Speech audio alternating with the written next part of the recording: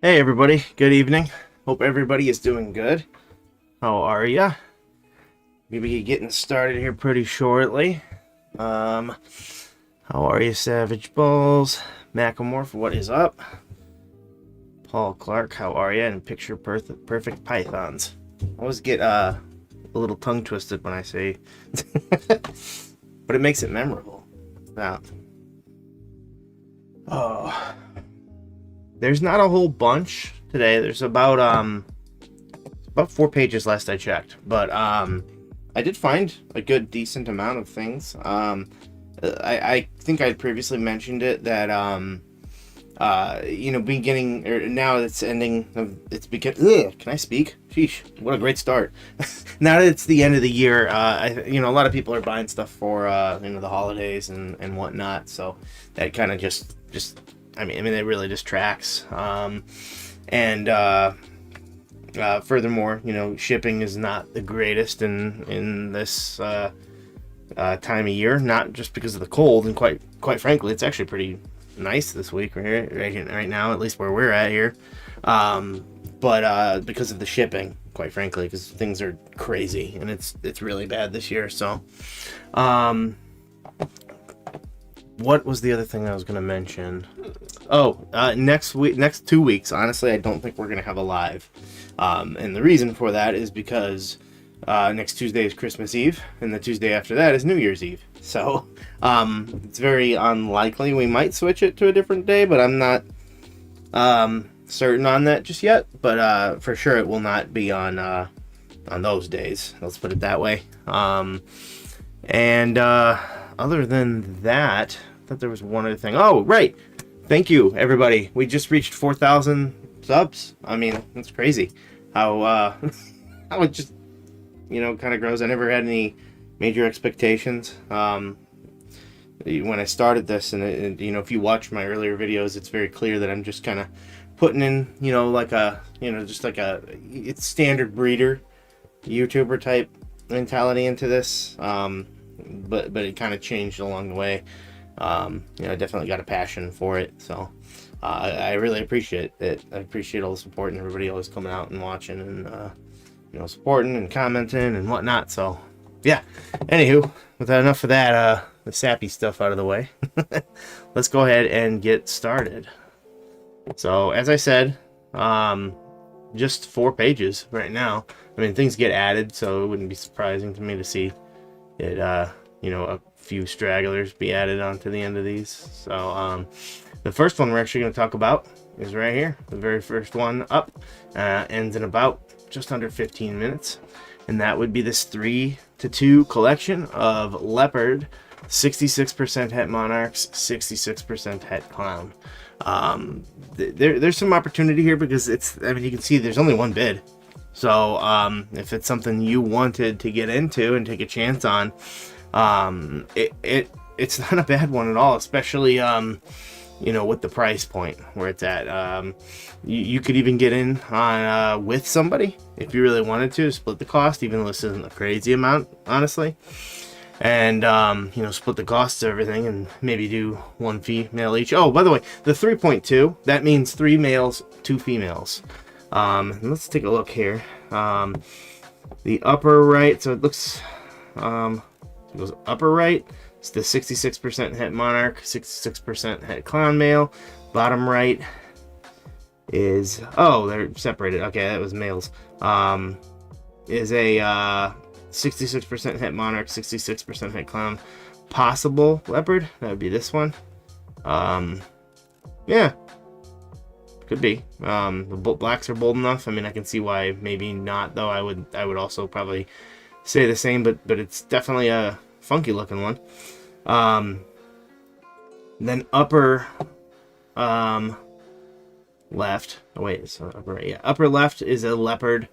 66. So everything is 66% het, monarch, and clown. Let's just get that out of the way.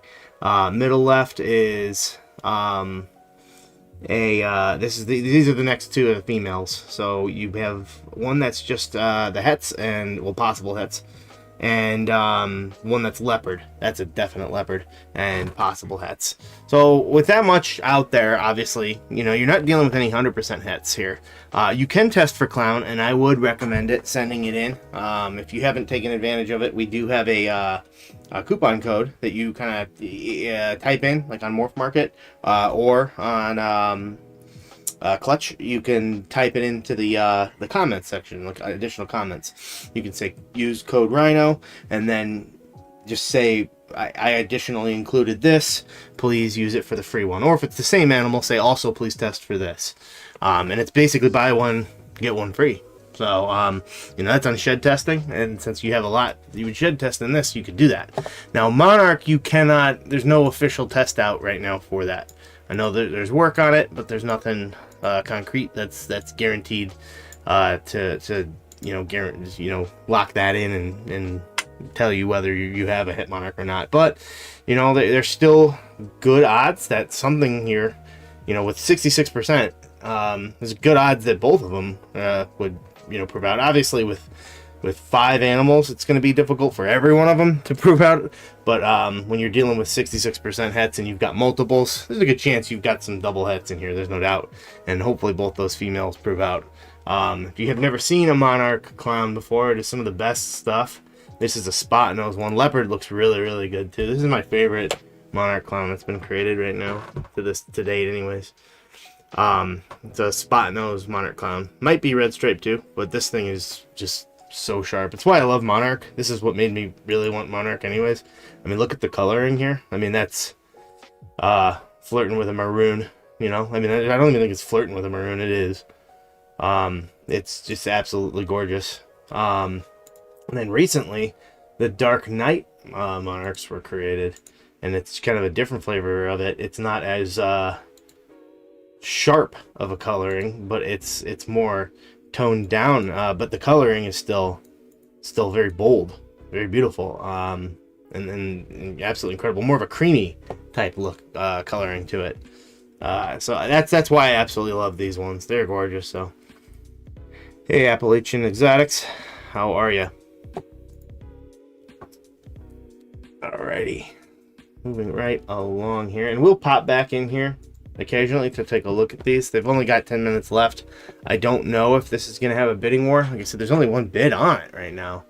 I don't know if anybody is interested in getting into this project. Normally, you know, going head to head is hard anyways. You know, when you got 66% hets, it's a little tough, right? But you know, at this price point, you're looking at some potentially really, you know, expensive animals that if they were double het, and especially the females, they can be pricey. That's all I'll say. All right, moving right along into this Mandarin pied het albino. Mandarin is one that by itself, it definitely gives out a look, you know, that orangey type tinge. I like to say that it almost kind of looks like Orange Dream, maybe a little bit in some ways, by itself. But what it does in, you know, in a super form especially is where it's at. It's very sought after. Usually you see Mandarin in the Super Mandarin hypos. That's what it's most known for. It's what they thought the Super Mandarin was for a while, honestly, just by itself. And then it was proven that no, it had hypo along for the ride too. So it's really cool to see someone try to take it in a different direction and say, hey Mandarin, I like it, but I'm gonna work something else. Now I still think that it's exceptional with hypo, incredibly exceptional. But there's other things, you know, like pied, you can get that into, I think would be great. So I thought this girl here, so do other people clearly, with under an hour left, this will easily eclipse the $500 mark here, and there's a good chance this enters a little bit of a bidding war itself. But it's still a really great gene to get into. We lucked into a Mandarin at Tinley. I'm not gonna say what I got it for, but holy cow, I was super happy. So thanks, Appalachian, I appreciate that. Yeah, we kind of have, you know, obviously we won't be doing them. I don't know if you were here at the beginning, but we won't be doing a live at least on Tuesdays, the next 2 Tuesdays, because they're both Christmas Eve and New Year's Eve. I don't think we're going to do them at all the next 2 weeks, quite frankly, because there's going to be 1 week we're on vacation, and I'm not sure we'll be back by then anyways. But, yeah, we're still thinking about doing them on a different day on some of those weeks, though. So, yeah, I do definitely appreciate talking snakes with everybody, so... I mean, if anybody has questions at any point, just pop them in the chat. At some point, I'll scan through there. I'm getting used to, interacting with the chat here at this point. I'm very well accustomed to it. So, still 7 minutes on that first one. I always like watching them near the end.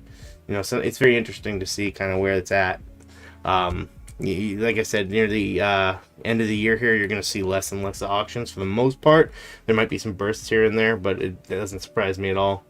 To see less auctions and for them being spent less on, quite frankly, too. So if you're buying, this is a good time to do it. So the 66% hets are going to keep the prices down on that first one. Oh yeah, absolutely. That's why this could be very well a steal. I mean, somebody like it obviously got put up for $250, right? And somebody just put $5 on it. So we'll see if anybody else bites.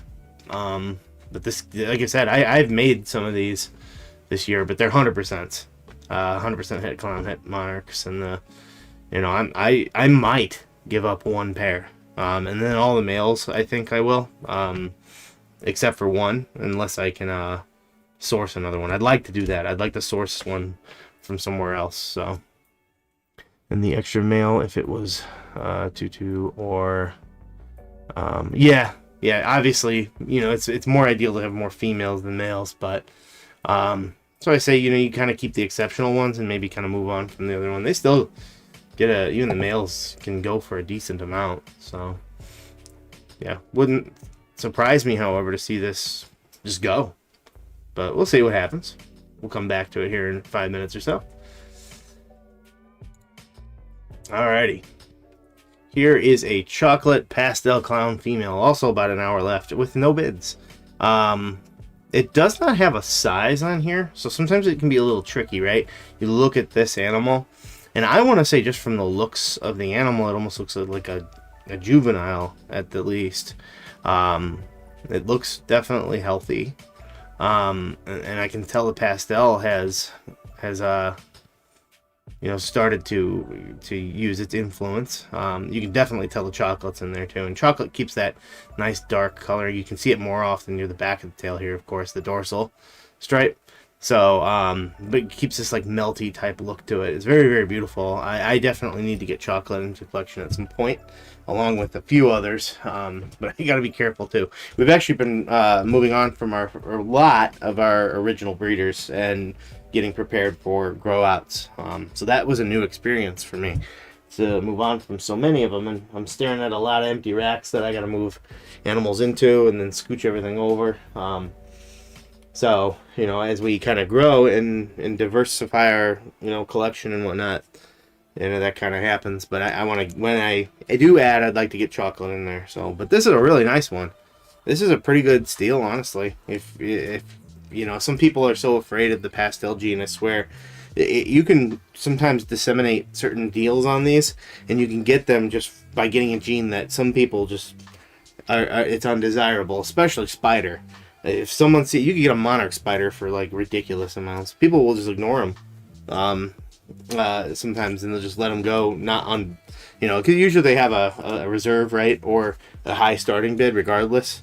But yeah, I've seen it just kind of go. But if you're willing to work with that, and I'd say pastels, unfortunately, it gets the reputation of being an undesirable gene, which I think is very unfair, quite frankly. Pastels are really good. It's just in everything, and that's what's not good. Sometimes I don't want it in certain things, and I mean, heck, it's one of the most worked genes, and I think if you go on Morphmarket here and sort by gene, I think it's number 1, most represented anyways, for just any gene altogether. So, and that would be an incomplete dominant. So it's in too much stuff, let's put it that way, but it's not bad in everything. Especially in Desert Ghost and in Monarch, quite frankly, they're very nice, very sharp. But in Clown, sometimes, yes, without the right ingredients, it can get kind of muddied a little, but I don't see too much of that here. It does start to happen, You can kind of see, look at the scales changing from, yellow to the more brownish, but it still will be sharp. And who cares, right? If you can get a good female at that with chocolate in it, and you just kind of, if you want to work pastel or don't want to work pastel, then just kind of realize that you're getting a good deal here. So that's kind of how you gotta look at certain things. Now, if it's a deal breaker to you, with the projects you're working, don't just buy something because it won't work out for you just because it's a good deal. That's never a good idea. But if this is something you could use because you like that chocolate gene, and maybe pastel's kind of like, I wish it wasn't there, then if that's all it is, it's just I wish, well, then maybe think about it. So alrighty. Next up would be this black pastel red striped yellow belly clown. That's also 100% het, VPI, Xanthic, and pied. There is a reserve on this one. That doesn't surprise me at all, and it's got about a day left from right now, just under an hour of a day left. Female at that. There's some really cool, sharp looking, almost like it peaks here, almost like the pied is trying to, break through there. Somewhat about a third. Yeah, it straight up is. That's awesome. So sometimes pieds will do that. We actually just hatched one out. It's not a pied, and the funny thing is that it was a pied to a het pied clutch. We just filmed it a couple days ago, but that won't be up until, actually, ironically, at the end of the year. It's our last clutch of the year, and it won't be up until probably sometime in early January. But we got one of these in there, and even though it was a pied to het pied, I kind of got hosed on my odds. But I am like 99% certain that I have one that's not a pied. I know what to look for in it, but I have one that's got that kind of peak in there. But it's neat when they do, and the het pieds can throw that. Quite frankly, I've seen it in just something without pied in cases. But this reason I had this one is just because, for one, it's one gene shy of a Pompeii, but it also has two very desirable hets in it in a female. So can you imagine the Xanthic Pompeii, or the pied Pompeii? The pied pay, is that what they call it? I don't know. So very, very neat. We actually have, it looks a little different, but we have one of these with GHI in it right here. Well, without those hets anyways. I was hoping she would prove as head hypo, but we sent a shed test in, and I got my only bit of bad news I got this year in terms of a shed test, really, in that it was not het pied. So that was, that was a little bit kind of a downer, but, the snake is still super powerful, and making, I have the potentiality to make super GHI Pompeis next year, so pretty happy about that. Let's jump back here, see what happened. Oh, it literally just ended. So I'm pretty sure it didn't get bid on. So was it 255? So heck of a deal, even if you move on from most of the males, and or source a different male completely, because they wouldn't be crazy expensive. So pretty good deal. Irresistible Python. That's a good name. You guys got these tongue twisters for me. Macamorph, what do you want chocolate with? I have a few pairings with chocolate this year. Honestly, I need to sit down and look at that. But just in general, just getting it in, probably into either Clown or Monarch. Clown is kind of the easy one to say, right? Everybody wants it in Clown. But Monarch, I think it would look pretty sharp in. I like the darker side of the Monarchs, even though the light side is very good. Like I said, pastel Monarchs are sharp, but I plan to mostly focus on Monarch in the dark side, so to speak, and I think that would be pretty darn sharp in that, because Monarch not only kind of brings in those nice mahoganies, as we kind of showed earlier with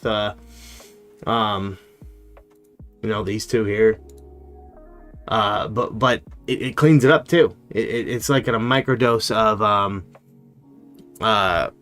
like Desert Ghost in there or something. So yeah, I think that's one that I'd really like it in for the most part. But I don't, something sourcing like that, even a head Monarch girl with chocolate would be pretty pricey, and I got nothing to make it with, so it might be easier to kind of just get it into Clown and then maybe try to create a Clown, create my own hets, right? Maybe. So that's kind of what I'm thinking. Another one here, this has actually got all the genes of Pompeii, except it's not a visual clown. It's got het clown. So this is a black pastel, yellow belly, red stripes, spot nose. But it's also got a few other genes along for the ride, being fire and lesser, which lighten it up. That's why you kind of, those two definitely take away some of the magma-ish colors, but that's not a bad thing necessarily, as I'll show you here later. I think I got it up. Yeah, I do here. One of my favorites was actually a special Pompeii. So you'll see that, and you'll see what I'm talking about. But he, usually don't want your hets in males because it's going to breed to everything. But if you're on a little bit more of a budget and you want to create these, I say budget, but it's at $650 with 12 bits and going up with 2 days left.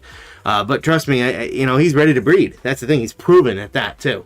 So, you want to jump in and start making Pompeis potentially. I mean, you could potentially make a Pompeii just by buying a het clown girl. Now, that's a very crazy odds to do that, but, at that point, you probably want to do, a visual clown, and while you're at it, throw some other cool stuff in there. I would not recommend anything more lightning, though, with pastel, especially not fire or lesser. For God's sakes, you get an all-white snake. That would be terrible to hit a Pompeii that's an all-white snake. It'd be very sad. I like all-white snakes, by the way. Bells and whatnot, they're very beautiful. But that's where the project ends with them. And you don't want to hit a Pompeii with that. That'd be sad. But yeah, it's, a male like this would be really cool to just join and just start taking a stab at creating something really, really special. So, on that, here is what they believe to be the stranger Pompeii. Just absolutely nuts. So much variety there. The craziness that it's like an actual explosion. It looks like, Pompeii is obviously named after the city Pompeii, which was destroyed by the Mount Vesuvius volcano eruption, long ago. This looks like it was actively catching it exploding. So, pretty cool. And then here's that special Pompeii that I was talking about. So the lighting, it works in it, It kind of, I don't know what it does, but it spreads that like kind of golden charm and then creates these like these neon glowing stickers. Instead of the pattern. So very, very cool. So this probably to date might be my favorite Pompeii that's ever been created. There's a lot that come pretty close. I love them all. Just like everybody else. Some people say that's too mainstream. Well, there's a reason it's mainstream. And I'm not a hipster, so sue me. I like some of the stuff that's popular. It's not because it's popular. There's a reason for it, though. It's pretty cool, but that's what you could create with these animals. I mean, heck, actually put them together and you buy the two of them, that would be pretty neat. Except for, I guess, you don't want yellow belly to yellow belly. That would be also an all-white snake. Well, mostly all-white, and you don't want that necessarily. So, let's go ahead and move on here in a bit. Macromorph, I have chocolate and pied, hypo clown, hypo candy, and clown. You got it everywhere. Those are some good places to have it. Pied is another one I thought about. I worked pied obviously pretty extensively, but I don't have a major direction for it just yet. I'm just kind of making a good amount of animals. Like everybody's got pied, right? It's one of the more popular ones. But I make albino and candido pieds every year, mostly just as pet quality type animals at this point, but they still are a base for something cool, a double recessive. It's actually the first double recessive I ever created. But I'm actually going to be getting into some dreamsicle stuff. I plan to do it with clown and hypo. I already got the building blocks for that, and growing up a Batman OD pastel that is double het hypo and pied. And then I've got dreamsicle projects that I'm going. Not anything super duper crazy, but what I could make is pretty solid. I should say it is nice and pretty crazy, but there's not a lot of it. Let's put it that way. I have one really, really powerful female and one red gene pied that I just got. That's growing up. She's also het lab. So yeah, chocolate's awesome. I do got to get in there. You're well versed in it. I would probably just have it in a few things at first. So. My brother has arrived. All right, moving on to this female breeder. Yeah, proven breeder, bamboo lemon pastel hypo. And it looks like she's pretty close to being ready at that. There's no additional details down there or anything like that, but I love bamboo. I'm a sucker for it. It's probably one of my favorite incomplete dominants, even though I will acknowledge that it can be a little tricky to get into certain combos. I do like the bamboo clowns, for example. But you know, and other things like bamboo pied, well, they're almost all white snakes. And I would know I've created 2 of them. I've tried to answer a question, and I think I did, and that's that there's no getting pattern into the bamboo pied. I'm actually going to have 2 all white snakes that are definitely bamboo pieds sent for shed tests, because I want to find out if pinstripe and inchy are in them, because that was my goal, was to try to get pattern into it, just as a kind of a scientific experiment, so to speak. It was one of the first decisions I ever made, and I wouldn't have made it again, but you know, I had already started, so you know, might as well see it through. But regardless, bamboo is a cool one, and it is a blue-eyed leucistic morph, by the way, so it is one that you can make bells with, and I think they're the sharpest ones. You sometimes get like a ghostly pattern. I make a lot of bamboo mystics and super bamboos every year. Bamboo is definitely the one that has the most monetary value, I would argue, of all of the blue-eyed leucistics by itself. It does a crazy amount with the pattern. I mean, in a way, it's kind of funny. I think real quick, I'm just realizing, I think I said bamboo lemon blast. That is incorrect. It's not a bamboo lemon blast, it's a bamboo lemon pastel. Which lemon pastel is kind of a polygenic version of pastel, I believe. But you know, lemon blasts are basically pinstripe and pastel. So I wanted to correct myself before I kept going. But it's very dominant. You can kind of see here, it's funny because this is basically, in a way, what a bamboo would look like, except for the head. The head is very yellowy and light, whereas it's a little bit darker in a regular, just bamboo by itself. But they are very cool. You know what kind of reminds me of in terms of, not in terms of really looks, and definitely not the wobble, but it does as much as Spider does. Spider does a lot, right? It looks like it's Enchi and Calico and a few other things combined. Well, this looks like Calico. You could argue maybe some Enchi in there too, and then a color morph of some sort, right? What's also interesting about bamboo is that they always seem to have these, yep, there it is, this paradoxing, which is very unique to them and very, very small. You get these little orange like scales on them occasionally. There's one up here, one down right there. It's almost like it's on each side of its spine. You can see a few of them in there.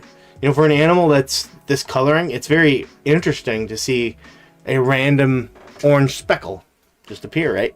So, but I love bamboos, and if you wanted to get into breeding and needed a starter, so to speak, something to learn on, this would be a really good one to start with, because you can make bells with her, and right away, quite frankly. And I think that even you know, if you should have like a team of you know, kind of pet sellers, whether it's freeways or bells, they always sell, and those types of projects might not be something that may, you know, other than maybe freeways and highways, but it's not like there's anywhere else to go with them, but they do help fuel other things that you like, right? You know, I've sold so many of these other things, they help me get into other projects and such like that. And it's always cool to make a blue-eyed Lucy or some of these crazy bamboo lemon blasts. Like, I do make the lemon blasts, quite a few of them this year, in fact, and I love them. I absolutely love them. So, definitely a cool girl here. Got a little bit of interest with the day left. Alrighty, this picture's kind of there we go. Much better zoomed up.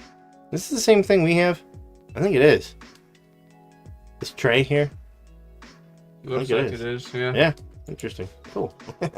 But yeah, there'd be this pair, a male and a female, of looks like a black pastel gravel.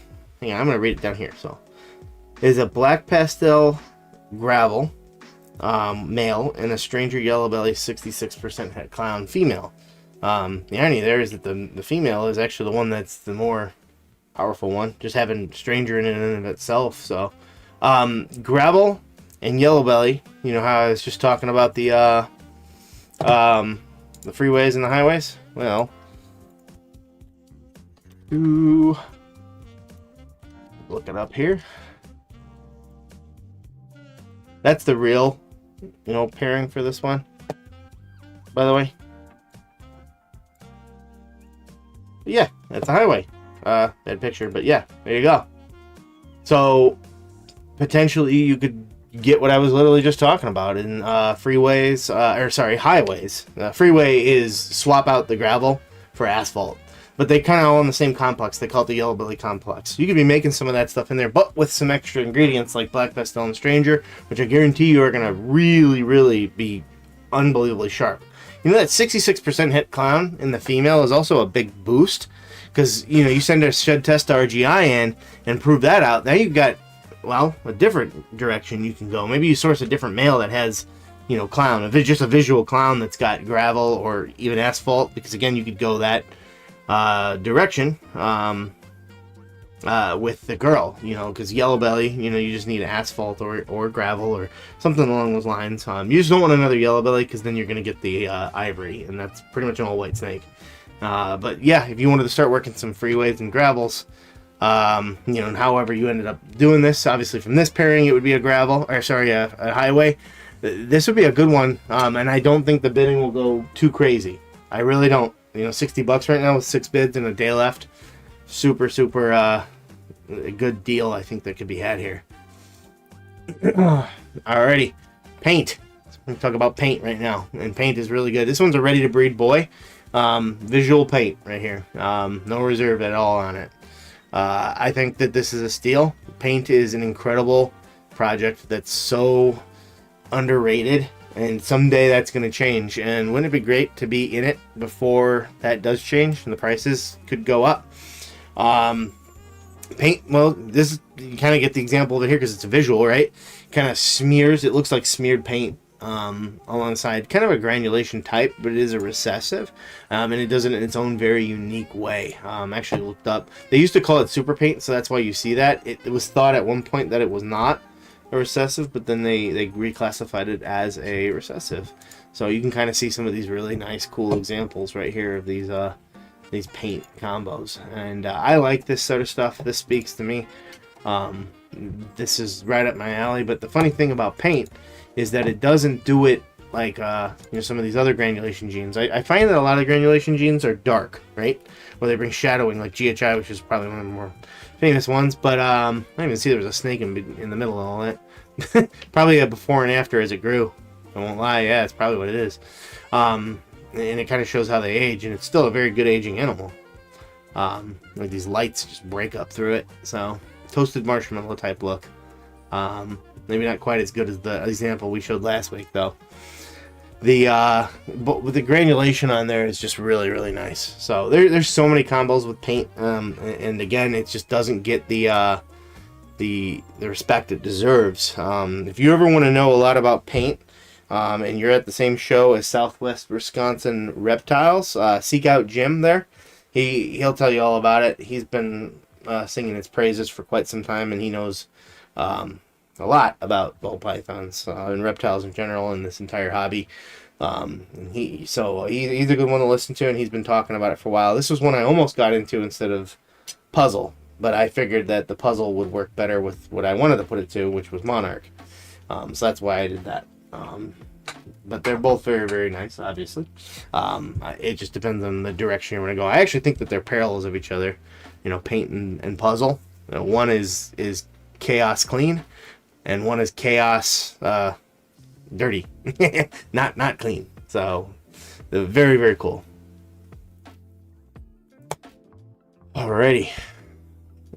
Next up would be this Wookiee Blackhead Yellow Belly. Probable red stripe, and 100% het clown boy. As I stated before, it's not ideal to have your hets being males, I don't believe, because you're probably gonna breed them to multiple females. You usually want it to be a visual, but if this had been a visual, it either would not be on this auction or it would be a lot more expensive. So that's the downside, or the upside there, is that you're gonna get it cheaper, and maybe that's the way you work all of these crazy jeans into a project. So another good one where you could start working a lot of these crazy clown projects. There's two actual ways you could go here. You get the rest of the ingredients for, with Wookiee, the Kraken, or you could go that Pompeii route, or you could strike out and try to figure something else out on your own too, because there's 4 highly sought after jeans here in clown. Blackhead is one of my favorites. I absolutely love it because Blackhead is a dark jean by nature, but it works so well with light jeans that it contrasts well. Sometimes dark jeans just take it over, right? I was talking about that earlier, and they just overpower. And while it's cool, like 2 copies of Black Pastel, that's cool having all black snake. It's where do you go from there, right? Other than maybe the Panda Pied, if you are okay with the potential issues you could have with breeding those. But Blackhead, you don't get that. You don't get that at all. You can combo it with itself. The Super Blackheads are cool. You could combo it with a lot of other Lightning jeans. I mean, look here. It's in here, and it's dark. But where it isn't dark, like on that pattern itself, the base of the snake is pretty dark. But, where it isn't dark, it pops. It's kind of bright. Red Stripe is a very sought after jean. It's subtle, but when in combos, really shows up and shows out. Same thing with Yellow Belly. Both those jeans are definitely genetics that are more subtle, but you obviously start to see crazy amounts without them. And don't ignore subtle jeans. You do it at your own peril. I think I've told this story before. I have a girl here. We named her Dottie. She's an incredible example of a leopard. I got her from GSA Reptiles, and I'm very happy I got her. And she actually proved out to be 100% het pied too, so very, very happy I got her. But there was a copy of her. She's a pastel OD leopard het clown, and obviously het pied now. She was 50% at one point. She had a sister that was Yellow Belly as well for a little bit more, and I chose to try to save money, and I kick myself to this day. Now, had I got that sister, maybe she wouldn't have proved out. But I can't go on would and coulda, right? You go by what's makes the most sense, and I bought it at the time for the clown, really, and just hoped that maybe pied would work out, and it did in my case. But I definitely wish I'd done the Yellow Belly. It's sharp, and it would have definitely added some definite power to what I'm breeding. So this, and whoa, I didn't even get the Wookiee. Wookiee is just absolutely incredible. Another darker type gene. I would say, but in more the browns, obviously named for the Star Wars character, the race. If you don't know what a Wookiee is, you probably know who Chewbacca is. That's a Wookiee. But yeah, really powerful male here. Obviously, you want the visual version of this, preferably, but.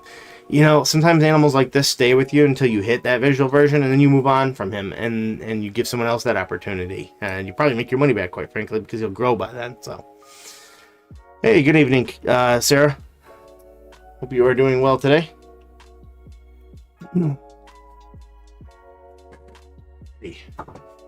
We're about halfway through, a little over, and I like to go to the Hognoses for a little bit. There's not very many of them, same reason and whatnot, but there are a couple things I do want to highlight here. I do like Hognoses.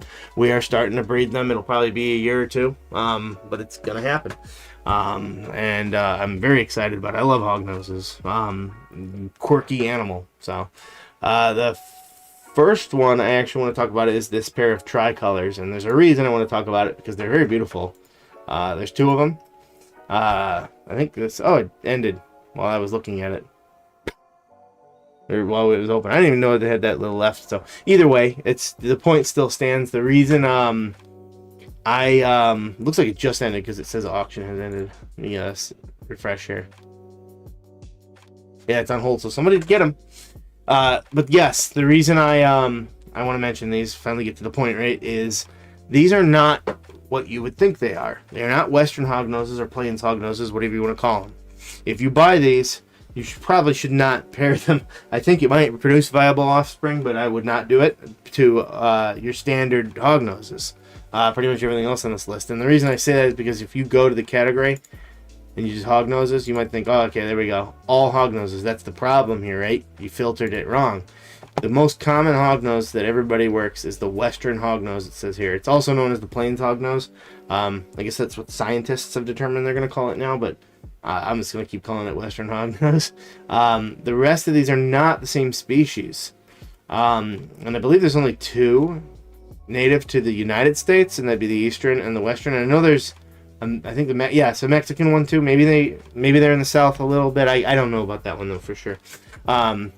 But they're all different, and the Western hognose is probably what I would say most people argue is the most pet friendly one, right? The others have different. Eastern hognoses are pretty tough to work. They're very extra, so to speak. But the Western hognoses are the one you want to filter to. So if you accidentally don't do that, this will be there.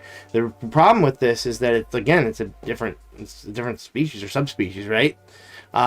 These are not long-lived, sadly, because they're very beautiful, very, very beautiful. I think they only live about 7 to 10 or something in there, 7 to 8, maybe 10 years. I'm not an expert, but they are not as long-lived as our Western hognose friends. So just something to consider. It's sad, but it's very true. So when you consider a female takes maybe 3 years to get up to size, maybe more, and they only live 7 to 10 or 7 to 8 years, that's not a lot of time, right? So something to consider. The other one I want to talk about is a Western hognose, and that'd be this purple line albino. And purple line is a polygenic trait. There's a lot of polygenic traits in hognoses. It's pretty cool. They show up a little bit differently, and it's something that passes on in some regard, no matter what, right? So if I pair this to a normal hognose, a wild type, it would be all het albinos that I created. And it would get a bit of that purple line. And this is a pair, by the way. I think I said it was just one, but it's a pair of them. So a male, the purple line red albino female, and there's a pair available. I don't know if it's a pair of females or it's not really saying here. Message for better details and price and better. Oh wait, that's probably before they made it an auction. The better price portion. But you can probably message for better details though. You can just message people now on here and ask them, hey, you got, I guess there's only 9 hours left, so you better do it quick. But ask them, what if it's 2 females or 2 males, or a male and a female. So it does say female for one, so there's definitely 1 female. Maybe it's 2. Free shipping on that too. Starting at $400 for 2, especially if they're females, is pretty darn good. So, all right, moving back into our ball pythons, we get another chocolate. Be this chocolate GHI lace clown, which is het hypo and is either fire or vanilla. Fire and vanilla are incredibly similar, by the way. I don't think that they are the same in terms of their genetic. They might be allelic. I'm not an expert on it, but they might be. But it's, if you're pairing them together, it's difficult to determine which one. It's in fact impossible without. The reason I wanted to bring this one in is because it has a lot of really nice genetics in there, and is het hypo on top of that. So chocolate GHI and lace, I'm there for that all day, every day. I'd actually like this without the fire or the vanilla, quite frankly, although it'll age quite well because of that in combination with the lace. Chocolate and GHI, obviously GHI is where you're getting this granulation from. The sides being kind of, you see this right here, all this granulation on the side, the shadowing. Very, very cool. The lace, however, is going to be more of a subtle type gene, though. It's going to be more difficult to see right off the bat. But it is going to make a big difference down the road, especially if you get a white lace, and in a lot of different combos. So they are very, very incredible. Don't sleep on an animal like that, for sure. Now, I don't know what the reserve price is, but you kind of bid up to where you're comfortable. So let's just say you are comfortable at $750, right? I don't know if that's it. Obviously I couldn't tell you, but don't just put $750 right off the bat, because if it was $600, you'd feel real silly and you'd spend an extra $150, right? So bid it in like $25 increments up there, and And if it gets to the point where you're done and you're out, well, you don't need to worry about it if the reserve price wasn't met, because you're not going to owe it. If somebody else doesn't take it and run with it, if it does not meet the reserve price, the auction becomes null and voided. So just consider that if that's the sort of thing you wanted to work. Being in a mail, it would pass. You could pass lace on to a lot of stuff very quickly. And like I said, lace is very, very, very... it's a subtle type morph, but when you get into combos, it's absolutely incredible. So, Sarah, are the tricolor hognoses more prolific breeders as they don't live as long? I do not believe they are, but again, I'm not an expert on them. Where I've seen most of my knowledge was from Snake Discovery on them. I know that they were trying to get I think they have gotten them to breed. So they are. I do not think they are. In general, hognoses are pretty prolific, though. They can breed up to like 3 times a year. I don't know if that's the same for the tricolors. And when they do, they can lay a lot of eggs. So you can have many less hognoses in your collection, and if you breed them, you can potentially make just as many as the bull pythons. They're very prolific.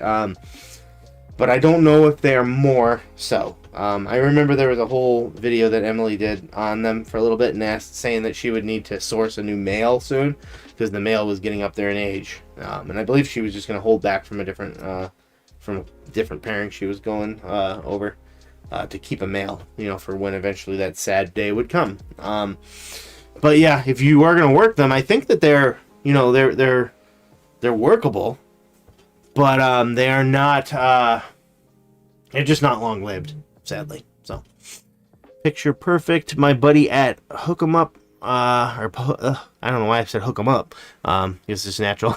Hook 'em Royals has 2 males up for auction. Double het monsoon pied, and an Inchy pinstripe, red stripe, DG het clown. Great deals right now. Yeah, definitely take a look. Once we get done, maybe I'll try to find it here. Then we can take a look at them for sure. So I might have seen those ones, not sure. There wasn't as much, like I said, at 4 let's just see if we can find it. So I got it right here, so if they're in the auction. So first page. Okay, well, we're on the first page. Let's see here. It's a 2 males, double het monsoon. This one, I don't know if it's 2. This one's a spot nose right here. Oh, it says Hook 'em Reptiles, yeah, so that is it. So, and if they're 100% double het, yeah, that's pretty good. I like the Stranger and the spot nose being in there. Stranger might be the only thing that can kind of add some craziness, maybe to the nuttiness that monsoon brings. Sometimes monsoon is just it's beautiful. It's one of the more sought after things, but sometimes pattern morphs can be tougher, but the fact that it's Stranger, that might do something to it. That definitely might. And the spot nose, obviously, I think that would be good for the head and whatnot too. So, but yeah, definitely a good one there. We got a het monsoon here. Where's the other one? Oh, wait, what? Oh, here we go. We moved one out of the way, so it moved it on me. This one looks like it's got some size to it. Oh, yeah, this is a proven breeder. Yeah, okay. Inchy pinstripe, red stripe. Lots of stripes. Desert Ghost, 100% het clown. Yeah, so if you're working a DG clown project, this would be a good one. Especially if you want to go opposites. I do this a lot. I started doing this when I first started. I went well, it was pied stuff. When I mentioned how I worked the albino pieds and whatnot back in the day. Well, I still do, but I started on them a long time ago, and they would still sell for a lot of money. And I got into it because I got pied het albinos and albino het pieds, and I bred them together because I was guaranteed to always get hets when I would miss or I would hit. It'd be like 1 in 4 of every single odd. But always, even when I got the normals, it'd be double het, so I could always confidently say that. So, what's the problem? You still online? I think so. I think it was just me. This computer's lost internet. You're good though. Keep going. Everybody hear me? Looks like we want a connection down over here for a bit. I haven't seen anything. Just keep going. Okay. Yeah, hopefully everybody can hear me. But yeah, this would be a really nice boy here too. No bids on him right now, but he's proven. So yeah, it looks like they argued. Hello, by the way, can hear us, so I think we're good. Oh, this one was created by Canova too, so you can tell this is one that they made. Or they bought and then probably used for a bunch of projects, and then, like I said, eventually you hit like visuals and you need to move on to make room.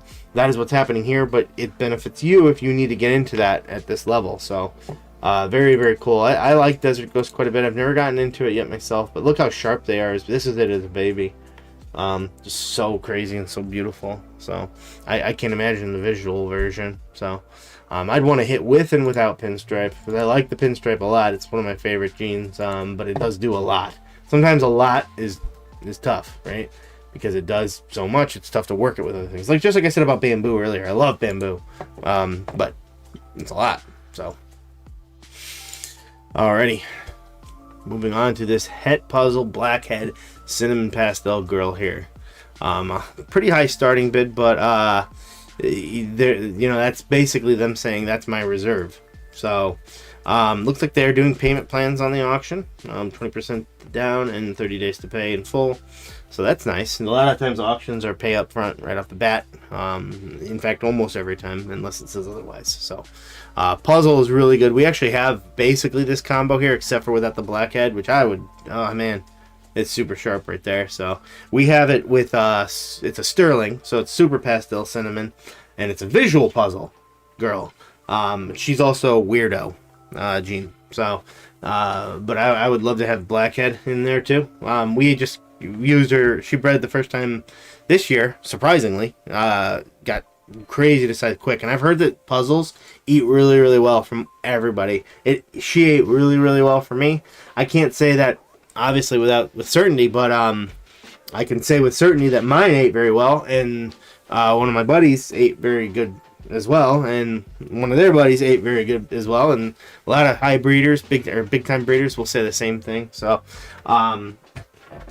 puzzle is a crazy good project. Now, I don't know about, like you said, if the price puts you out of it or whatnot, but I like showing off awesome animals. Damn to be the price. And sometimes I appreciate that they put the reserve on the sideline and just show you, basically, this is the least I'll take for it.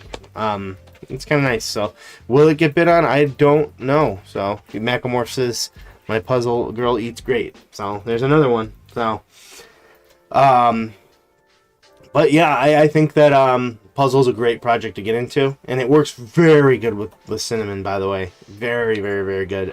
We made our first double hets. I put it to the Monarch, and I made a male and a female. Thank God I got one of each, so I don't have to buy into that project at all. I can just make it. And I want to make the cinnamon puzzle Monarchs very, very badly, and it would be cool to get that weirdo gene along for the ride too, just to see what it can do in that combo. Because the Monarch puzzles have been made, but they have not been made with very many of them, and I don't think very many combos, if any, have been put into there yet. So I think cinnamon would be a great one to start with. Alrighty, I'm gonna let this cat in because it's scratching at the door and driving me bonkers. By the way, in here. No, come here. Yes. Everybody can hear the cat. He's been in a video, by the way. He won't leave me alone. So I'm just going to bring him in because he's driving me insane. Alrighty.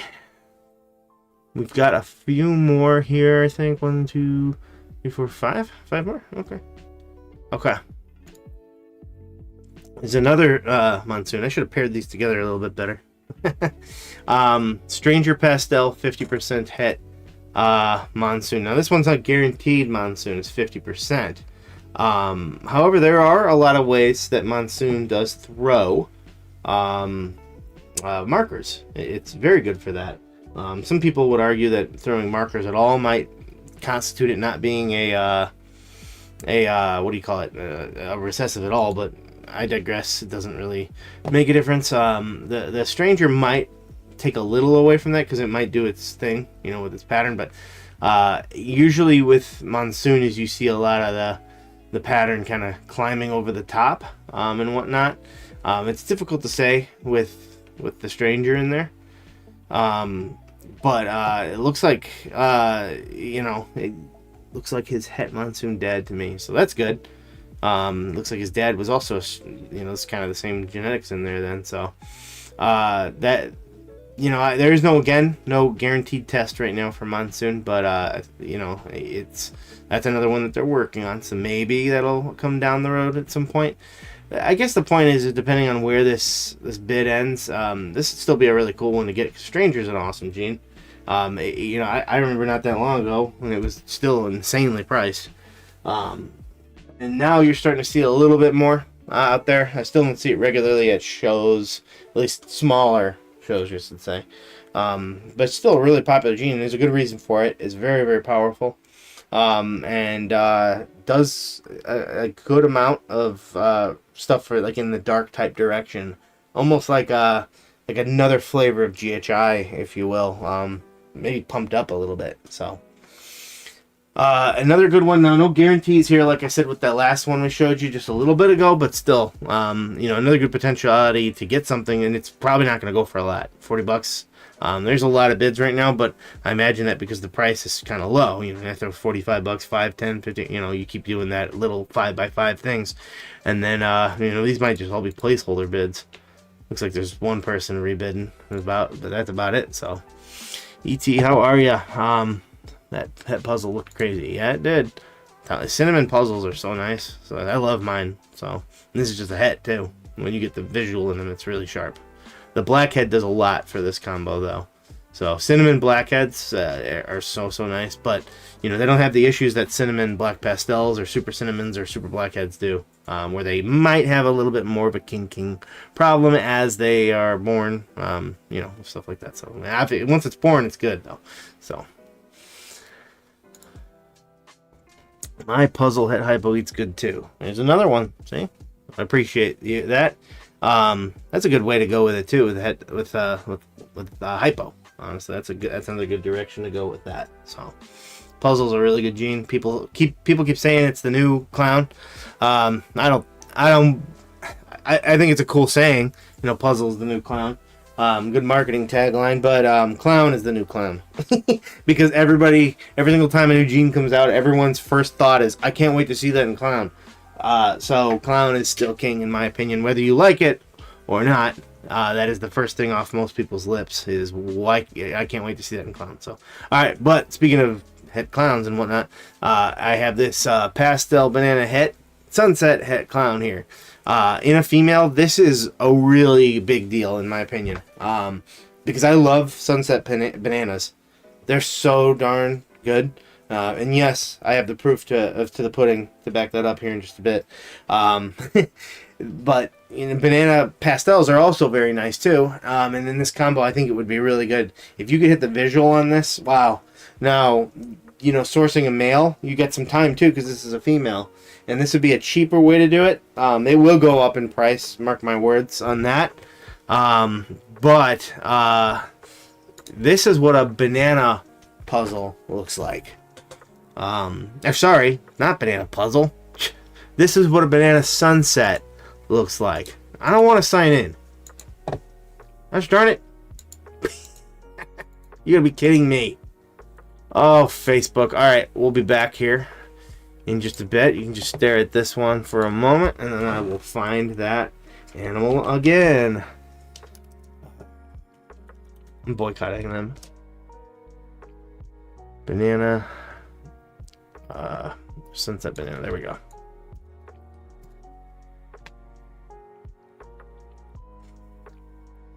Ace Mace Serpents. What is up? Yes, time jump.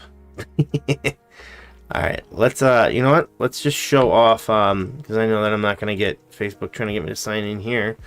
Show off Leviathan Pythons because after all, this is where I first saw my first banana sunset. But you got a quick glimpse at the last one. Here you go. Now you can see a video of it. They're super bright, super orange, very clean. You get all the oranges, the almost the sunbursty type look to it, but almost like that, almost like it's got like the lavenderish underneath too. So like those what do they call them, the starbursts a bit. Now, imagine this with clown now. Imagine this with clown now. Ooh, boy, that would be sharp. That would be super, super cool. It might be one of the best banana clowns, ever. And sunset clowns are pretty nice too, and they lighten up, by the way, too, when they get these combos. Everybody accused sunset of browning out by itself. Yeah, it kind of does. A lot of things do. Look, have you seen an Exantic? With the right combos, and even less than Exantic, way less work into this than Exantic, you can brighten these things up. I think a lot of the problem was that people were going like Enchi and stuff like that to powerhouse that orange type look, but then as they grew older, it very quickly just kind of browned out, right? But now there's a new direction to work. And these, I've seen it in lavender albino. That's another sharp one too. So, but yeah, that's what you could make with this, and that's not even the clown, by the way. That's not the clown. Remember. And I apologize for my dog in the background. I don't know what he's barking about. But imagine it with that now. That awesome clown type look, all that pattern, the head pattern. I can kind of see it in my brain right now, and it is gorgeous. And pastel coming along for the ride isn't gonna hurt this at all, I don't believe.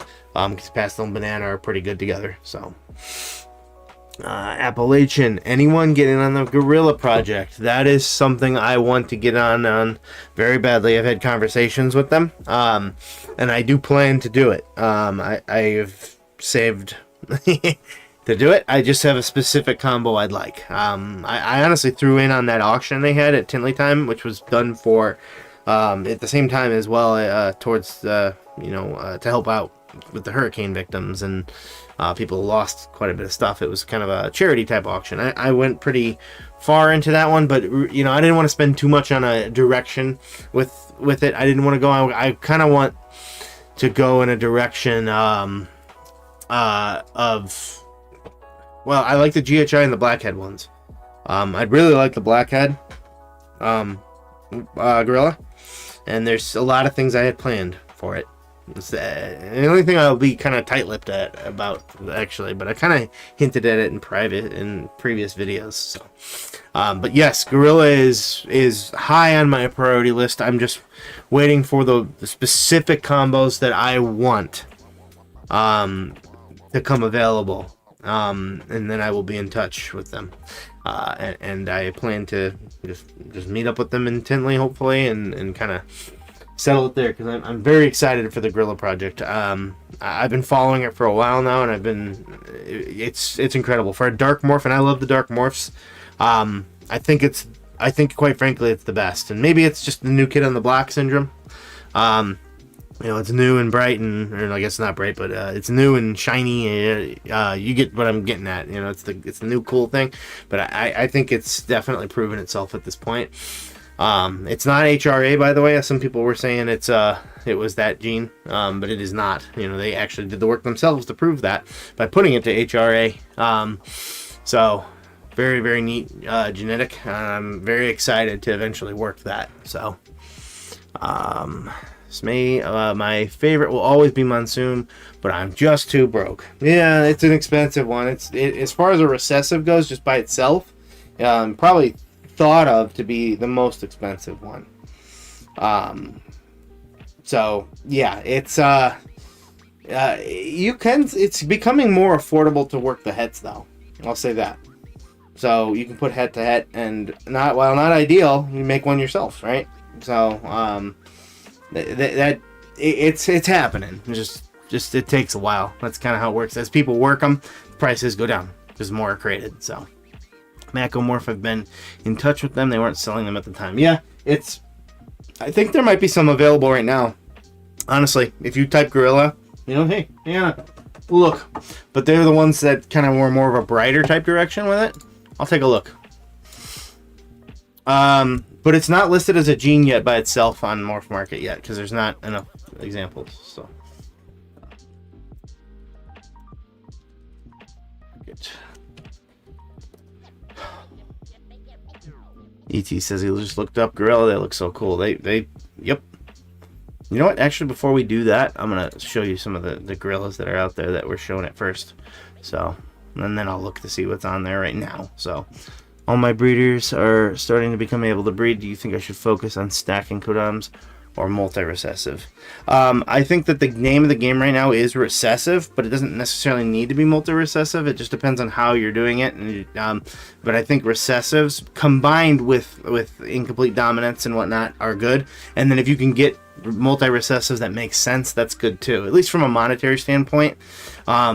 You know, some people will say, well, that's not the way it should be. It should, you know, you should just make beautiful snakes, and I agree, but it is the way it is. From a business standpoint, it is the way it is, and people will highly, let's put it this way, when you make a clown, that is what they're looking at mostly. Like, clown, okay, cool, and then the rest of it are the ingredients, right? That's what it is. Think of it like that. You've made, you know, your cake, and now you're putting the ingredients on it. So you know, to kind of focus on that, but I would recommend sticking with a recessive, at least one, and then kind of creating the dominance and co-dominance in there that make the most sense. Multi-recessive still, though, yes, that is a big thing, but sometimes I think people get lost in the idea to make the super duper rare snake. It's like, I got a triple recessive, and like, don't get me wrong, that's sick, but sometimes it's like, you know, but look at this you know, one recessive, you know, I mean, look at the Pompeii, it's just clown, and then 4 other genes, granted, but it's still easier than a triple recessive to make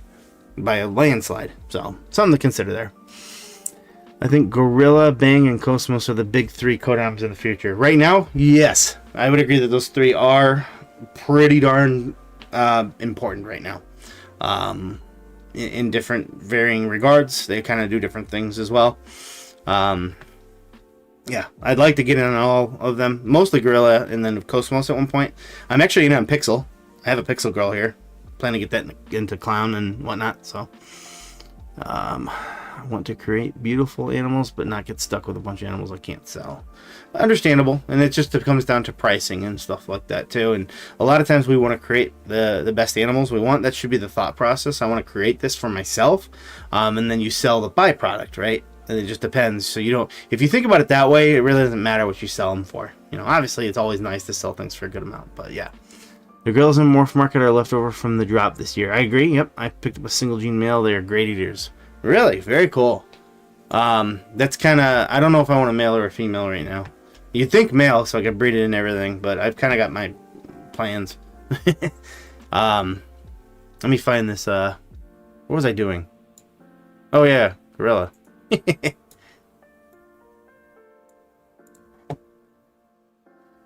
So looking at it, you kind of see single gene gorilla next to a regular. You kind of see that, and it's got a very thick and dark dorsal. But then you start getting some combos, and this is it as it's aging too, so very thick and dark. So why is this thing so darn big? So here you go. These ones are very, very nice. GHI gorilla versus a regular GHI. This is where I'm starting to talk about. This was the first one I ever saw, by the way. I don't know if it's this individual, but yeah. They are the darkest animals I've ever seen. But what's so cool about it is that it's almost overpowering, right? But it leaves this like shadowy like outline of, it's almost ghostly. Can I zoom in? Come on, computer. I'm zooming out and it gets closer. As I zoom out, it gets closer. Look at that. Whatever. You get the point. Like, you see the, like, it's like, it leaves the outline of the pattern, but then blows away the inside. How did that happen, right? How cool this gene is. Just destroys the inside of the pattern and darkens everything. It looks like the leftover, like if you've seen those eerie pictures of like a nuclear bomb and like the silhouettes and whatnot. It's so darn incredible. So darn incredible. And it's another one of those that's just so dark, but it still somehow leaves enough light on it to create some of the most insane contrast I've ever seen. And then there's blackhead ones on here too, I think. This is GHI Fire. So you see even with one combo how much, or this one's GHI Fire. So the blackhead version, here we go. The blackhead version is clean as heck too. Like, arguably, obviously, this GHI one is just nuts. So that's honestly what I want. I want a blackhead or a GHI one. And I'm kind of leaning more towards the blackhead just in terms of where I think I want to put it. But that GHI one is just sharper. In my opinion, I actually like the GHI one better. But the blackhead gorilla, I think, is going to work better for what I would like to do. And that's kind of what I want. This is the darkest snake I think I've ever seen. While still maintaining... Look at this. So on this one, without the GHI blowing away the granulation, it's you know, it's like the pattern is still the same color. It doesn't affect it at all, like blackhead, it's, you know, normally does. So just tag teams with gorilla, or sorry, blackhead and gorilla just tag team, but yet don't hurt the pattern at all. So... very, very cool. Like I said, when you look at it by itself, you can tell. You can definitely tell if I can get back up there. You know, the darker back to it. But it almost is just kind of like, okay, cool, it's got a dark back, right? But, you know, definitely something else going on there, you know, once you get into the combos. So, alright. I got her sister, same jeans from them a month ago. Very, very cool. Yeah, I plan to get one. I just got to see how this next couple months shakes up, and whatnot, you know, before Tinley, and then I kind of message. I really want the specific one, because you'll see what I mean when I look up the ones here that are available on Morphmarket, which I believe are. What the heck is it? There we go. Let me go back into Morphmarket here. Jeez. Okay. There we go. It zooms in on both of them. Okay. Gorilla. There we go. I can just type the damn thing. And I'm not getting anything. Maybe they're not up? I don't know. They were.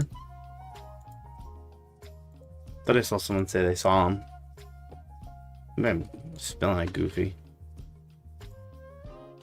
What if I was talking about this animal and then somebody said gorilla in the chat and I was just like, no!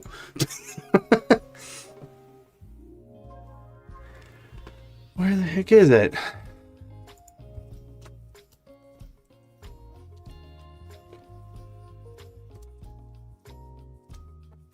Yeah, I'm not seeing it. I don't know why. Would clown mess up gorilla? I don't believe so. In fact, I think that's one of the directions a lot of people are going, honestly. I mean, like I said, when you get a new gene, everyone's like, can't wait to see that in Clown. Clown works well with a lot of things. There's very little it doesn't work well with, which is another reason why it's so popular. So, Fire and Vanilla are close, but Vanilla doesn't make a white snake in the Super. Yes, you are right. I forgot about that. Yes, I think at one point, I think earlier I said that they're very similar. I didn't know if they were allelic or not. Still don't know that for sure, but yes, the Super Vanilla does not create the all-white snake that the Fire does, so that's a good point. I think Gorilla Pied or Gorilla Monsoon are going to be the best.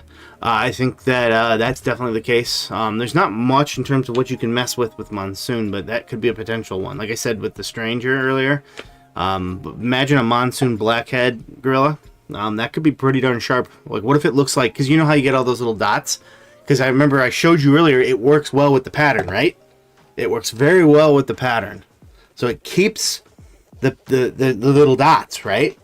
But then it turns the background of the snake pitch black. You can call it Starry Night or something like that. Oh, shoot. So maybe someone's working on that. If they didn't, I'm name it Starry Night. I'm copywriting it. No, but yeah, that would be cool. And it's easy to imagine that, but maybe it won't look like that at all, right? Maybe the Monsoon will just conquer it all, or vice versa. So, it's tough to say. So, I think it would be great in Clones. Agreed, yeah. Yeah, I 100% agree. So, I can't find the darn thing. I'm not spelling it wrong, right? What the heck?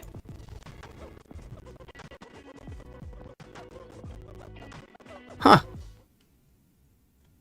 There was a bunch, but I can't find them anymore. If anybody else sees the gorillas on the site, let me know. Again, it's not a normal gene where you can... Well, it is a normal gene, but it's not one that's listed as a trait yet. So, something to consider. Maybe they were all taken down or sold at this point. So, that's a possibility. So, at that point, I gotta message them. But they were all... I think they were Enchi, stuff like that. They were a little more light, and although there was an HRA one there that could have been pretty sharp. I thought about that one pretty seriously for a while, but I decided I kind of want to stick with the route I just mentioned, the ones that were first made. I'm very excited to work some projects with that. All right, let's move on. But yes, if you want to talk to me about Gorilla, you'll find I'm a very big lover of that genetic. That's probably the one I want to get into the most. So we just talked about vanilla. Vanilla here is this hypo vanilla desert ghost. So oops, didn't mean to type dog. So, didn't mean to type dog was sleepers. That's no. We have a zoo here. I get it. You're good. I was wondering what was going on though. I was just like, okay, whatever. But yes, hypo vanilla desert ghost male here. So if you want to work with a basically proven, well, I don't know if he's proven, but he's just about the size. He's so close. Some people would argue, yeah, you could let him go. He could go for you. But it's got a little while more time left. Just under 3 days or so. But you know, for a male, you know, if you want to work a desert ghost project with hypo, and they kind of they work together pretty well, because they, you know, you'd think that they kind of just wash each other out, but no, they just create about the brightest snake on the planet Earth. So yeah, so I mean, this is a good base to kind of start that project with DG hypos. Vanilla on top of it obviously is another lightning type enhancement type gene. But you put this boy into certain projects, you know, if you're trying to get something a little bit cheaper and quickly, this would be a great way. I don't know what it'll go for. You know, usually I like to have males with a little bit more power packed into them, but he would be a good start for creating some visuals, and depending on what you have, females. Maybe you go on you know, you get into this project more on a budget. You get the male here, and then you get some hets for the females, right? Maybe some visuals, but maybe not double visual, but the het is always present, minimum. So you get maybe a desert ghost het hypo or hypo to het desert ghost, and then a bunch of genes in the females. You kind of work it backwards, right? But you have your visual male here, so he's always creating, you know, passing that gene on. He's always passing one of the hets on. So that way when you don't hit the visuals, you at least know that you hit a het. And you obviously increase your odds of hitting visuals regardless. So that'd be a good way to do it too, and maybe that's a way that works for you. And nothing wrong with that at all. From a very good breeder with Desert Ghost, quite frankly, Fireball reptiles. This is a very valid animal to get if you want to work that project. Very, very cool. So read the comments here. My cat calls 911 all the time. Uh-oh. Yeah, they'll call you back. You say, what, you know, I think, did that happen to us this year? I thought somebody accidentally called 911 at the house here this year. It would have been way early, and they called back, and we're like, what? And we're like, oh shit, we're good. I promise. In your case, no, it's my cat. I got him going on the gorilla. Yes, you did. Yes, you did. Yeah, at some point I hope to share some really great news with everybody. So, E.T. Hey Rhyno, just browse auction for a second. What's the razor gene? I'm not super familiar, but I've heard of it. So, let me check here real quick.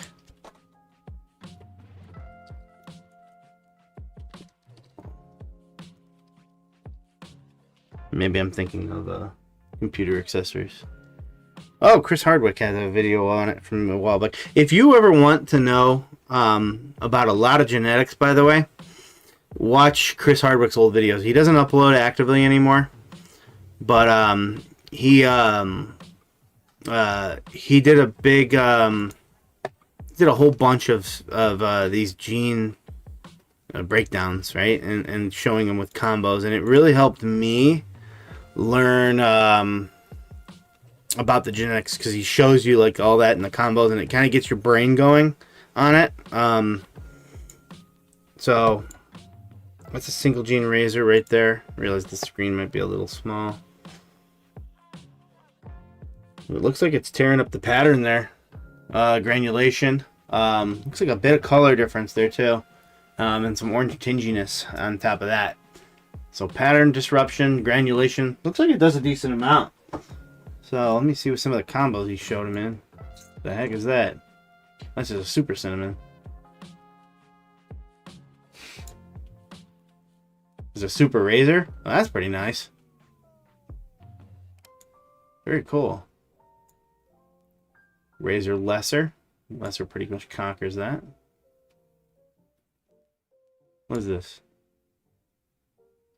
I without listening to the video, I don't know why he's shown so many cinnamons. Obviously, I know I've seen this one, ironically, but yeah, very cool. So, let's see. I have a super pastel vanilla fire female. I can't wait to get hypo into. Yeah, hypo is super cool. It was overlooked for such a long time, and I'm glad it's not anymore. So. He came off as kind of strange. Who, Chris? Oh, he's cool. You gotta get if you watch him, you learn a lot. Let's put it that way. So, genetics is where you would go to him for. And honestly, that's where he got it from. So, I get it. Not everybody's cup of tea. You know what I mean? I'm sure that somebody feels the same about me, and that's cool. So. Yeah, the godfather of YouTube morphs. Yeah, so during the, I'm not going to say the word because YouTube apparently hates us saying the word, but the magical disease that caused shutdowns in 2020-ish, I worked at a retail establishment at the time. I'm no longer there, but we shut down to the public and just sat inside and like did door orders. It was goofy for like 3 months. And it was slow, obviously. I sat there and watched so many of his videos during that and during the night, and I taught he just taught so much. So yeah.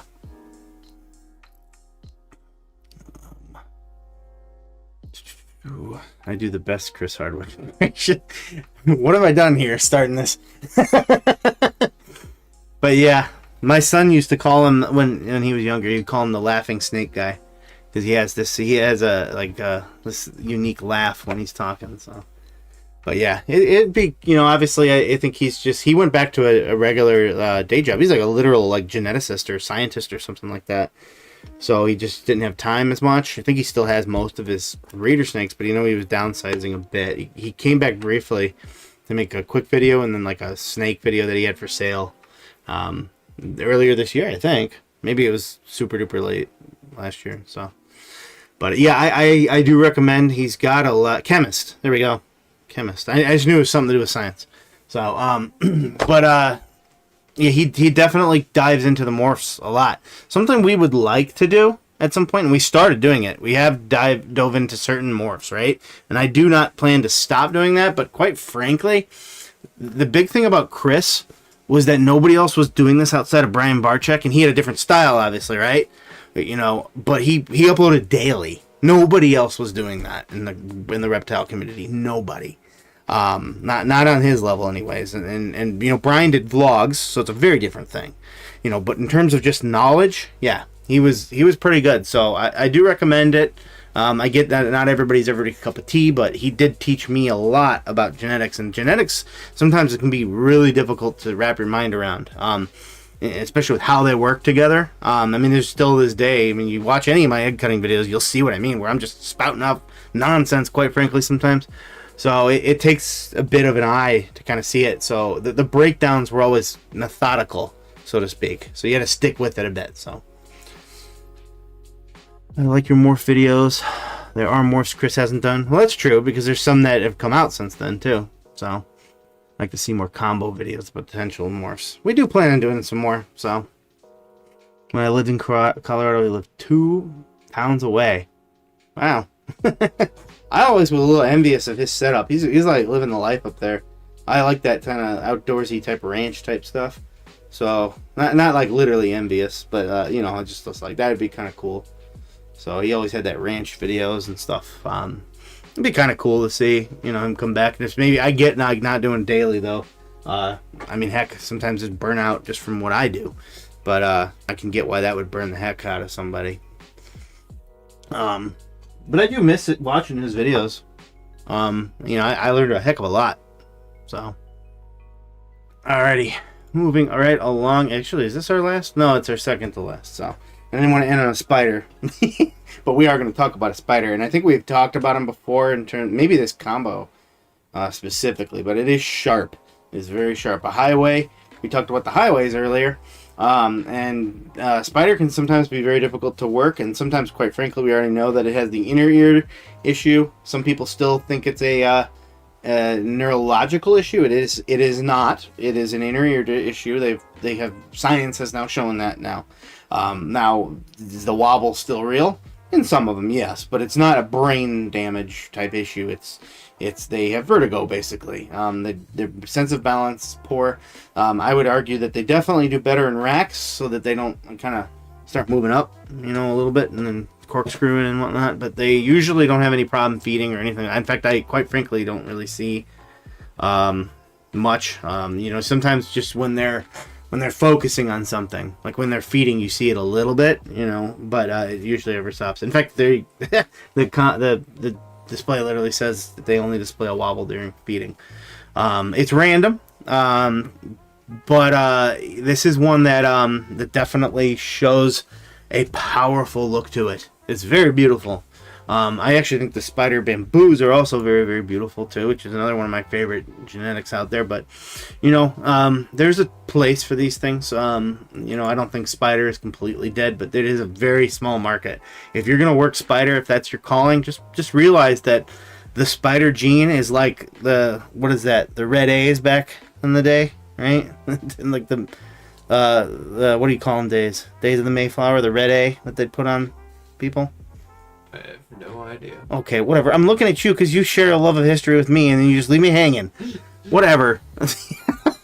They're kind of marked. Someone sees spider, and they're just like immediately the scarlet letter. Thank you. You're promoted to I don't know something. But they people see spider and just immediately go nope. That is a reality. So if you're going to work spider, you need to realize that is a reality. Spider literally lessens the cost of things. This will not end at a super high level because of that, even though it is an incredibly beautiful animal. It won't. It won't end super high because of the spider. People will look at this auction and move on. And to be fair, and that's not always bad, because if you're honest with yourself on what you want to work, good. I don't work. In fact, I got out of spider almost completely. We moved on from our spider clown named Pennywise, appropriately.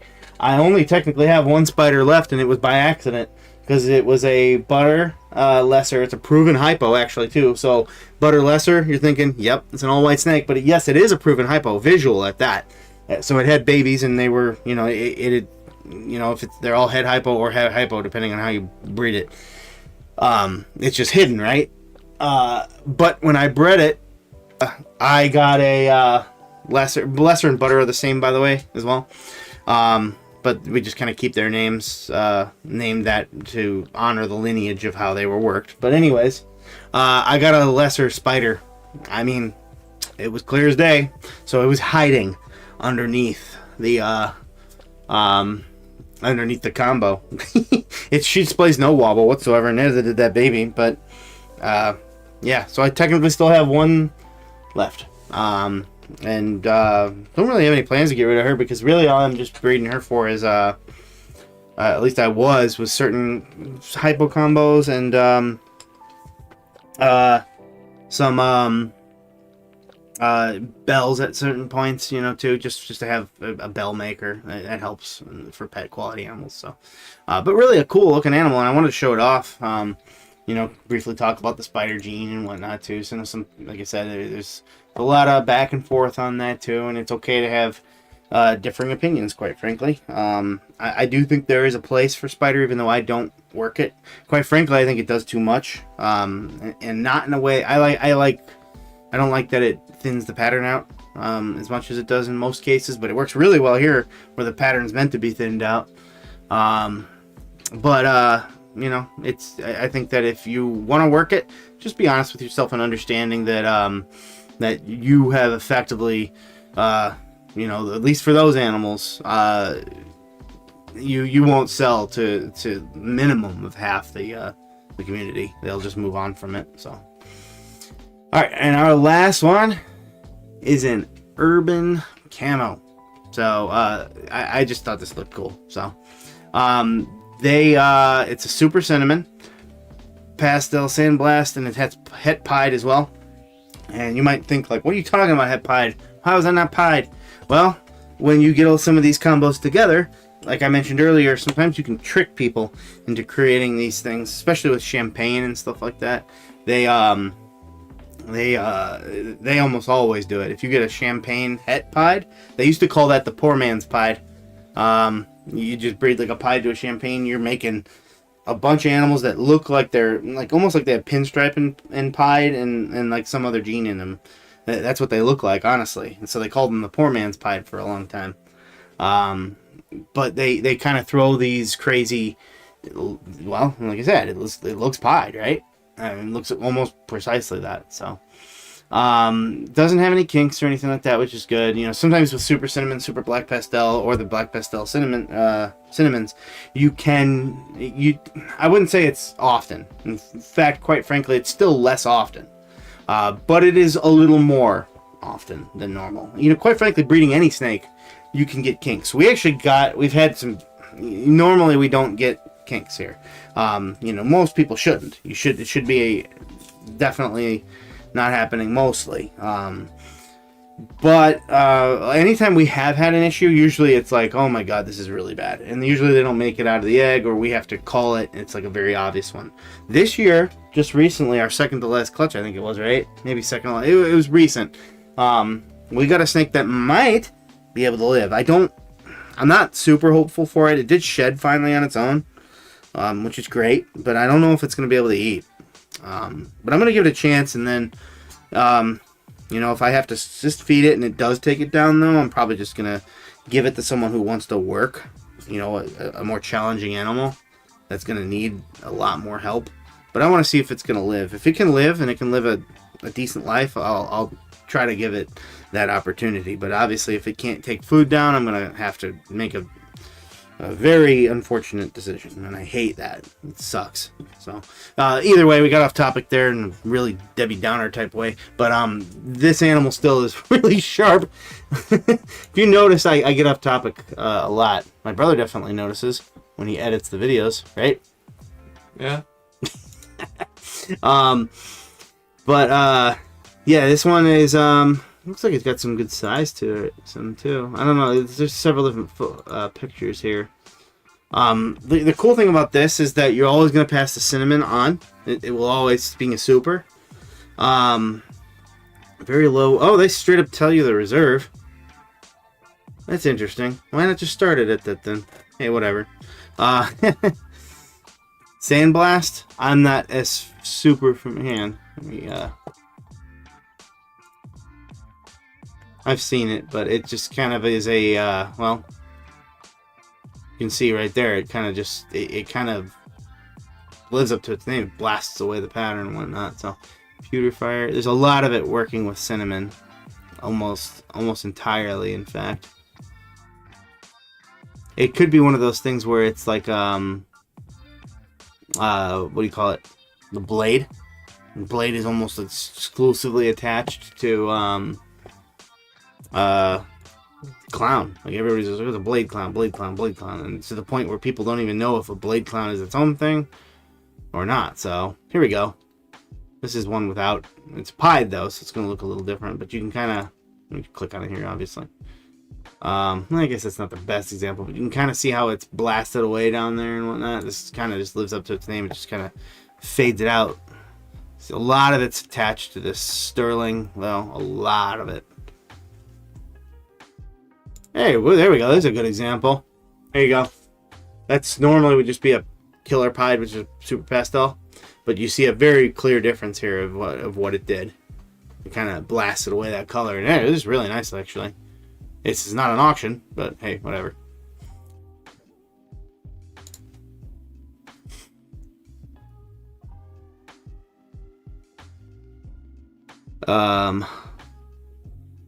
Wonder what it would do if you put poor man's pied to a pied. Well, I think if you get the pied version of that with the champagne, I think you get an all white snake. I believe that's what it is, unfortunately. So it just kind of just completely kills off any pattern in the animal. So,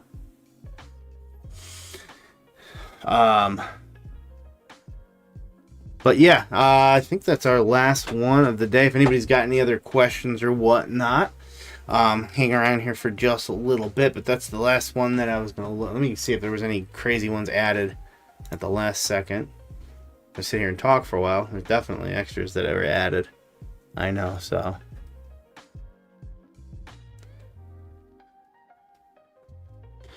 Let's see. Mandarins from Fireball. That one's kind of cool. There's a few of them, but I'll call out this one. There's a reserve on it, though. Super Mandarin, Coral Glow, Pastels. That's pretty sharp. Very citrusy looking. Again, from Fireball, we talked about them earlier with the DGs and whatnot. So, and you're always passing one copy of Mandarin on when you do that. So, I mean, I can't help myself. I immediately want to put this to a hypo and get this into hypo. So, and then it really pops. So, the reserve is probably pretty high. Not gonna lie. So, why'd I say all Mandarins? Makes me think that there's more than one here. Oh, it's just one. Very cool. So, I heard people say they hate seeing yellow in their Xanthic DJ clowns. You think mixing different Xanthic lines might take care of it? I do not. No, unfortunately. Usually, I'm not sure if it's ever been done, just how often that's been done, trying to create the double. But it's usually just, they kind of just pair up and it just looks like one copy of it, honestly. Could it? I never want to say never, because maybe that would erase it. So your line of thinking is not wrong. So it could, but I sometimes you think about it like this, and it's like, is that experiment worth it? Is the question, because now you have to breed the two Xanthics together, create the double hets, and then breed those up, and then answer the question, and what's your chances of it being that way? That's the question you got to ask yourself. Now, sometimes taking a risk like that and it proves out, that's pretty big, but at that point, however, then you have to ask yourself this: did it look visually worth it? Or what happened? So I hadn't seen. I mean, I guess it doesn't surprise me. People seeing yellow in Xanthic DG clowns. Anybody who loves Xanthics just wants black and white or black and gray. You see another color in there, it's like a sin. So, but that doesn't surprise me. But it could. I just don't think it will. Sadly, I think that that's just something that might happen occasionally in those. So, Smitty, I did not see that yet. That's interesting. I am definitely gonna go check that out. Was that their video today? I almost thought the Stormtrooper might have mixed the two different lines. And I don't think he ever knew for sure what it was. And it got blacker and blacker and blacker as it aged, which is why they said the dark side. So, excuse me. It might have been the one. Yeah, no, it was. So, okay. They usually go live, or not live, I'm sorry. They put those up right before the video. So I'm kind of sourcing content for this live when they go up, and then I'll kind of watch it. Was it yesterday? I thought they posted today. No, it was today. Was it today? Whatever, it doesn't matter. 2 hours ago. Okay, I'll check it out. I'll check it out regardless of when they posted it. So, yeah. There's a breeder bundle on the first page. Let's see. First page of this. Oop. Go back to the first page. Usually there's quite a few bundles. So, that's got a minute left. At that much money, I don't know what's being offered here. I don't know if that'll sell, quite frankly. A lot of het pods, het clowns, stuff like that. So, yeah, it would have already been bid on if this was gonna go. I'd be very surprised if it got sniped out at this point. Destin, Florida. I've been there on vacation. Great place.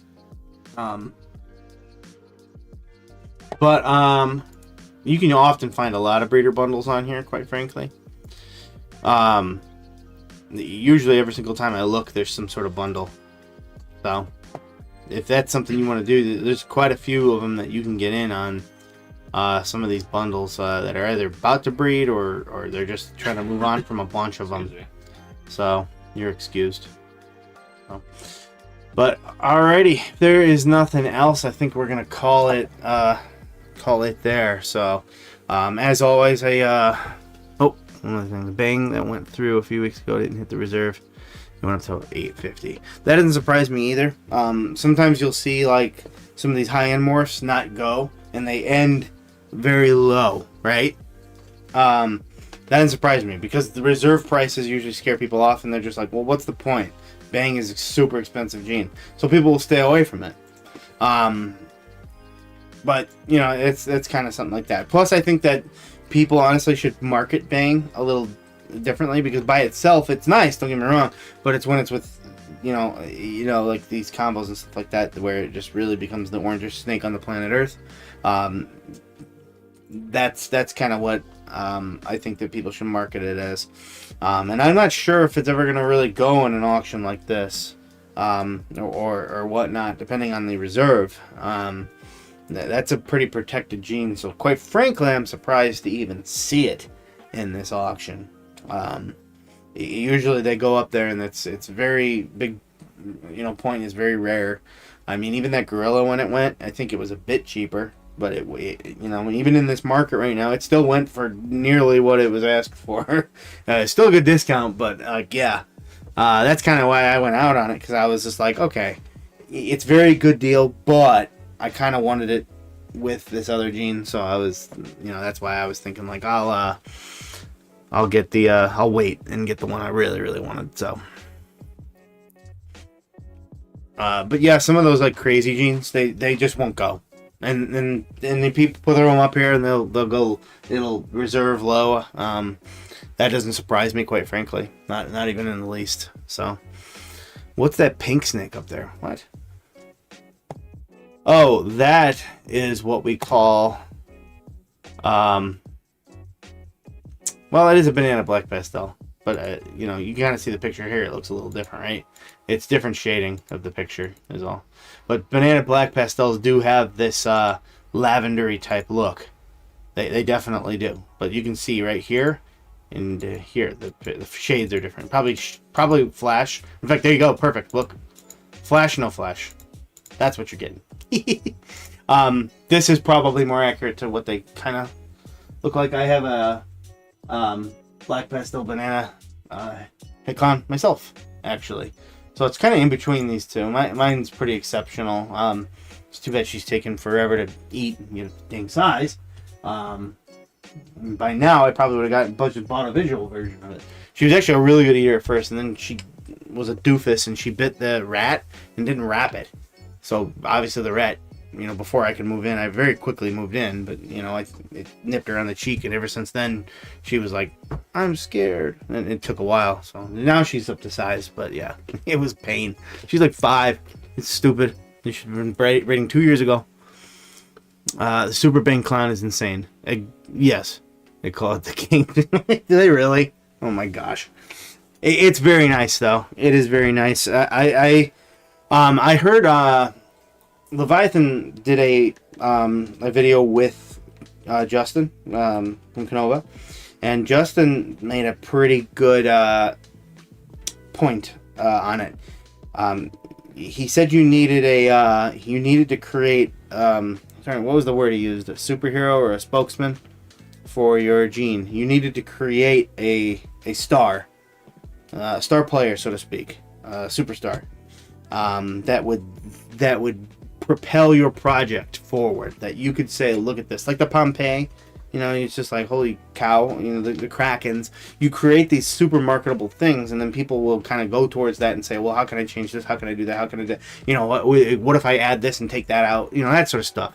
That's what you want to do with those. And the Super Bang Clown is good, but that's why I say like people need to market these in certain ways, and that's what it's really all about. You get that in there and you market it quite well, and you create that superstar. I thought that was a good analogy kind of used. Like you need to create that star. So yeah.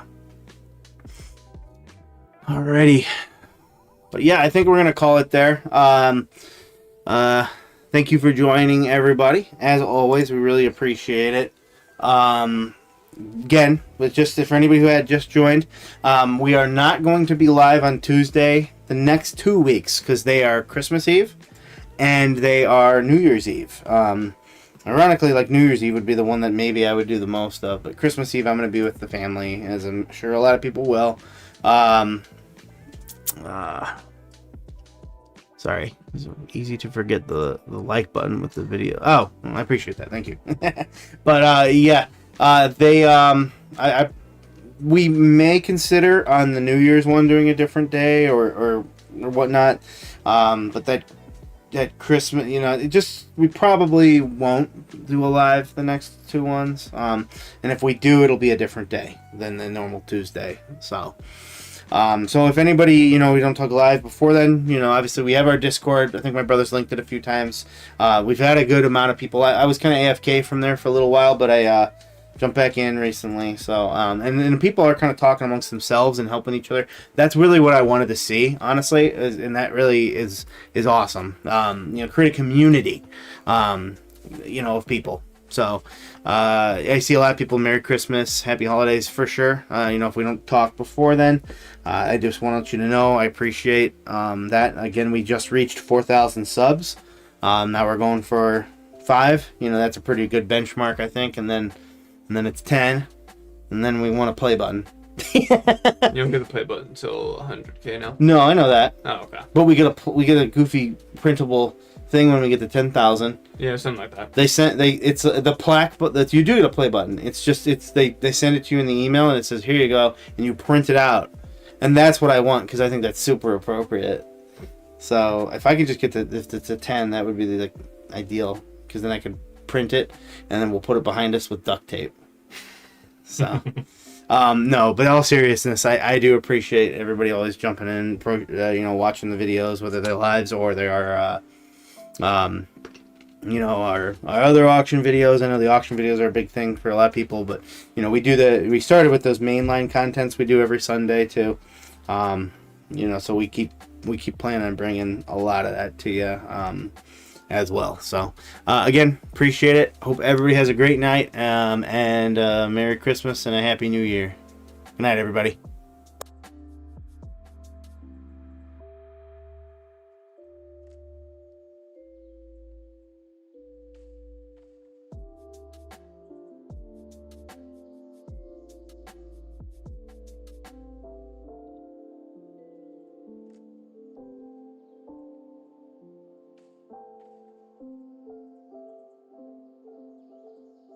I haven't completely signed off yet. I really appreciate the tip, Appalachian Exotics. It's not necessary by any means, but I seen it right as I was about to hit end, so I wanted to pop back in and say thank you very much. Merry Christmas.